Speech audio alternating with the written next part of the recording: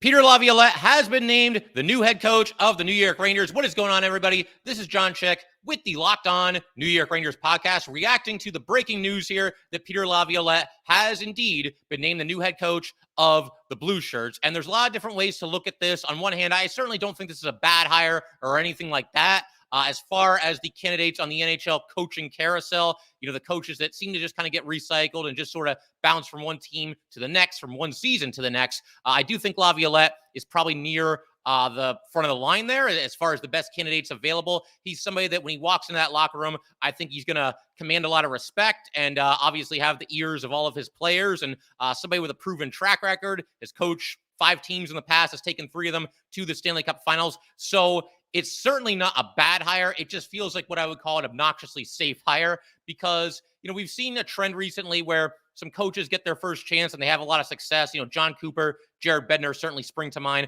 Rod Brind'Amour's another one. So part of me would have liked to have seen the Rangers maybe roll the dice, maybe go with somebody like a Chris Knobloch and see if you can kind of catch lightning in a bottle the way that some of these other teams had.